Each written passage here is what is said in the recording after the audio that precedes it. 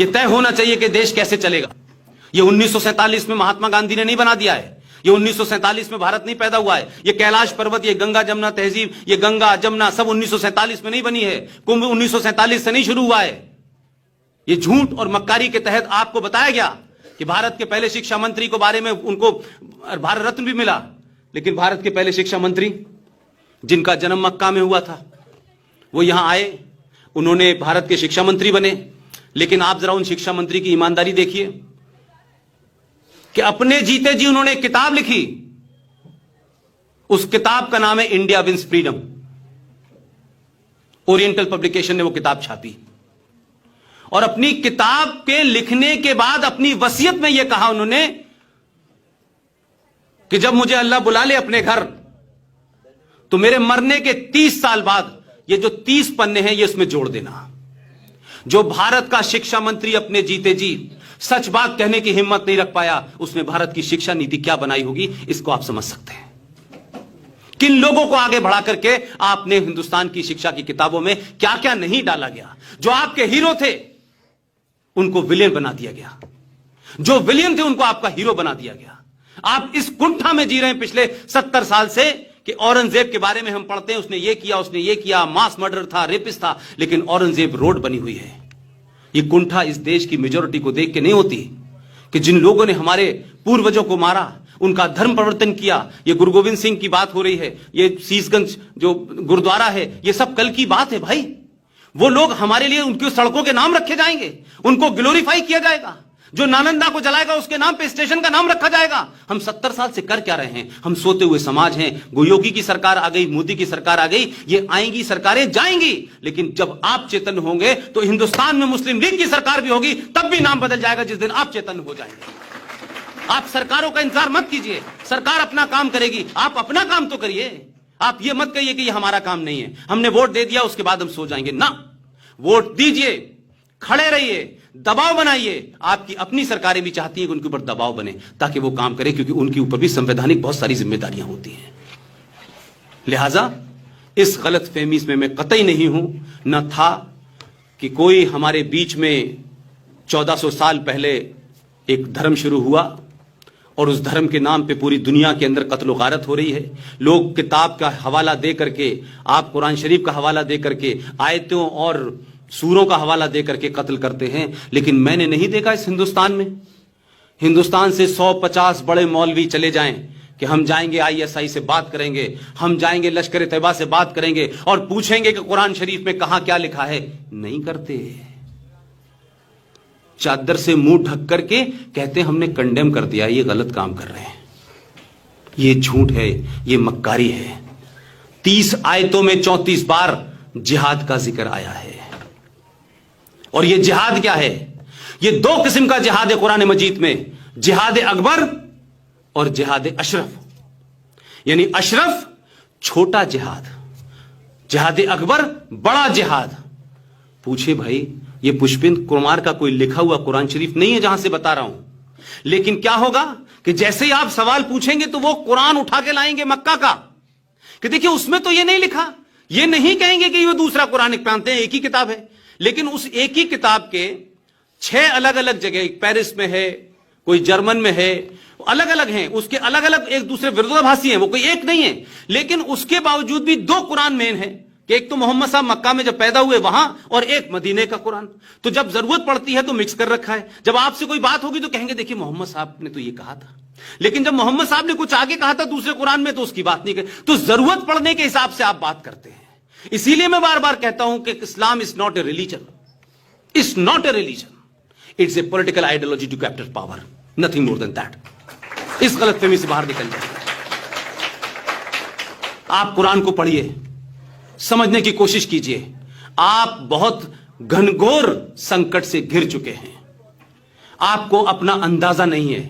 जब तक सत्ताएं हैं, फौज हैं, आपकी फौज है, ये जुडिशरी है, आपको मेजॉरिटी होने का अगर भ्रम है तो आप मेजॉरिटी में थे, तब भी आप 70 साल से डरपोक की तरह रह रहे हैं इस मुल्क में, और कोई दूसरा नहीं डरा रहा आपको। आप ही के बीच में से चुन के जो लोग जाते हैं वही डराते हैं, इसलिए कि आपने उनको ये मैसेज दे दिया है, आपने उनको ये एहसास करा दिया है कि आप जो भी करेंगे हम मान लेंगे, हमें कोई फर्क नहीं पड़ रहा, होता रहेगा, 200 साल तक चलता रहेगा, मुकदमा लड़ते रहेंगे। कभी दुनिया में परिवर्तन जो है धीरे धीरे नहीं होता है, दुनिया में परिवर्तन निर्ममता के साथ होता है। यह फैसला लागू होगा, कल से होगा, और यह सरकार में बहुत से फैसले इसी अंदाज में लागू हो रहे हैं और यही होने चाहिए। इस सिलसिला जारी रहना चाहिए, और अगर यह सिलसिला जारी रहना चाहिए तो आपको ध्यान रखना चाहिए कि 2014 में आपने वोट ठाकुर और ब्राह्मण और दलित और यादव बन के नहीं दिया था।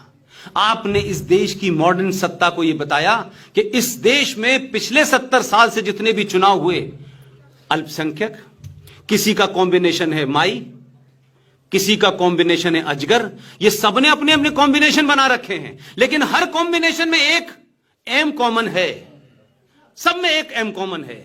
आपने 2014 में कहा कि अब कॉमन सिर्फ एच रहेगा, इसलिए आपने सत्ता पे उन लोगों को बिठाया और लोगों को पता चला कि अगर 1% लोग भी मुत्तहिद हो जाएं, यूनाइट हो जाएं और ये तय कर लें कि सत्ता पे हमारी सोच के लोग बैठेंगे, तो फिर आपको कोई नहीं रोक सकता। अगली भी आपकी होगी और अगले 1000 साल तक भी आपकी होगी। लिहाजा कश्मीर में आर्टिकल 35A बकौल RSN सिंह साहब के, कश्मीर भारत का सर है, माथा है, और अगर माथे में या सर में कैंसर हो गया तो पूरा शरीर आपका समाप्त हो जाएगा। और ये कैंसर बहुत तेजी से आगे बढ़ रहा है, और जिस तरीके से इस देश में राष्ट्रवादी शक्तियां, वो राष्ट्रवाद अलग अलग तरीके से हो सकता है, राष्ट्रवाद को किसी कोडिफाई करके नहीं हो सकता है।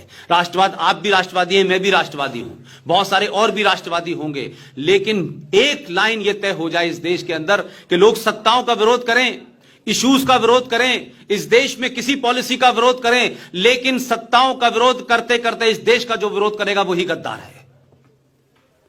ये आपकी खामोशी नहीं, ये आपकी 4 साल 5 साल की मेहनत है कि अब से 1 महीने पहले मैंने इसी किस्म की स्पीच JNU में दी, और वहां वीर सावरकर की मूर्ति के अनावरण के लिए वहां के वाइस चांसलर ने कहा कि हम उस मूर्ति को लगाएंगे, और हमने पहला नाटक वीर सावरकर का JNU में किया।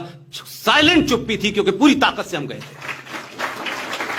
और आज आपकी यूनिवर्सिटी के अंदर इस किस्म के सेमिनार होना जो है, ये इस बात को दर्शाता है कि सत्ताएं अपनी जगह हैं, समाज का मिजाज बदल रहा है। मेरी सिर्फ इतनी कोशिश है, अपना मिजाज बदलिए, ये देश बदल जाएगा।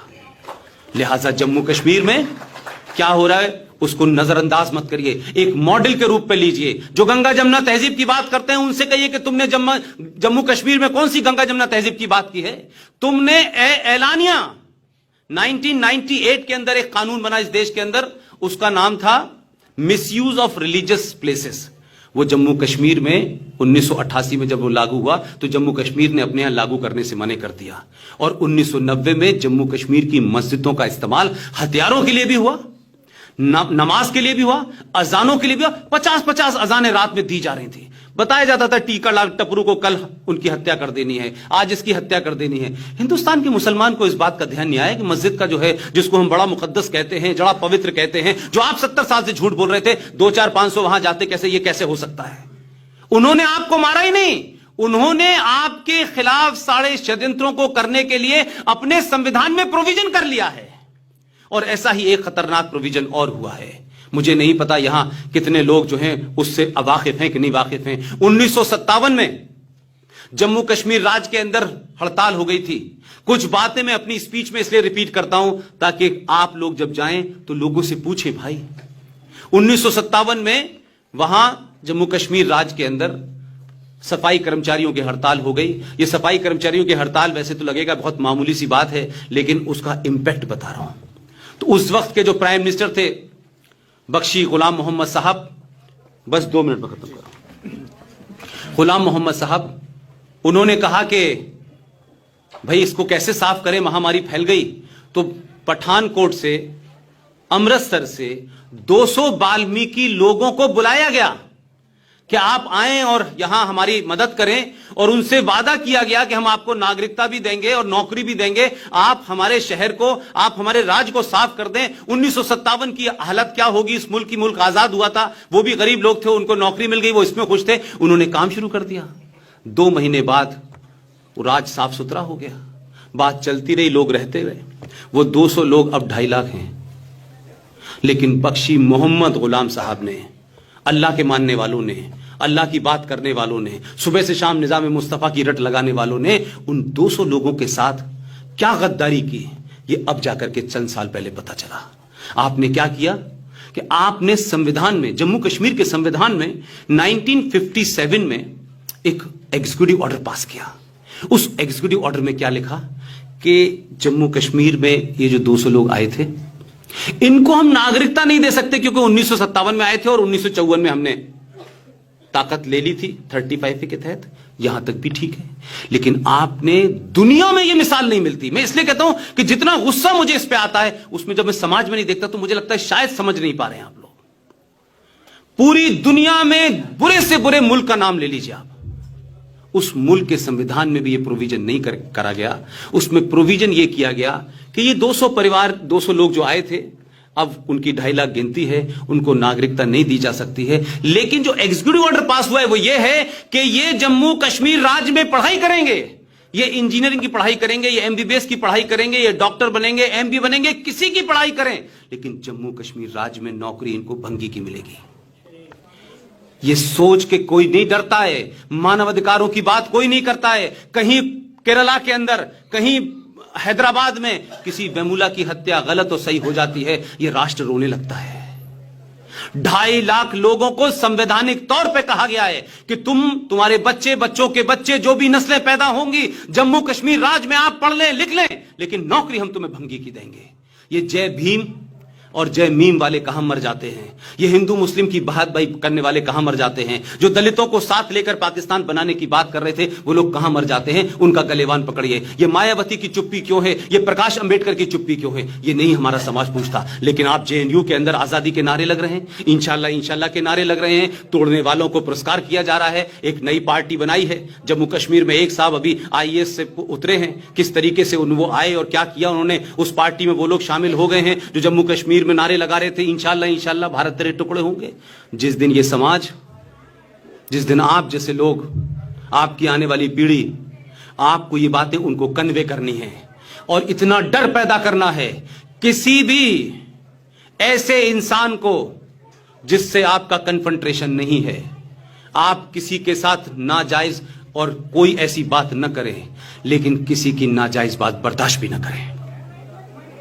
लिहाजा जिस दिन आप ये तय कर लेंगे, दिल्ली के अंदर, दिल्ली के अलग अलग कॉलेज के अंदर, सड़कों पे, चौराहों पे जब ये डिबेट आप करेंगे, तो आप ये मान के चलिए कि आप मैसेज दीजिए कि जो लोग जम्मू नहीं, जो लोग कश्मीर नहीं, जो हैदराबाद नहीं, जो सिकंदराबाद नहीं, जो जादवपुर नहीं, इस देश में जो भी ये नारे लगाएगा कि भारत तेरे टुकड़े होंगे इंशाल्लाह इंशाल्लाह, उनसे कहिए कि ये देश 2014 से बदलना शुरू हुआ है, अभी 19 पहुंचा है, और जो लोग टुकड़ों की बात करेंगे अब उसमें उनके टुकड़े होंगे। बहुत बहुत शुक्रिया, थैंक यू वेरी मच।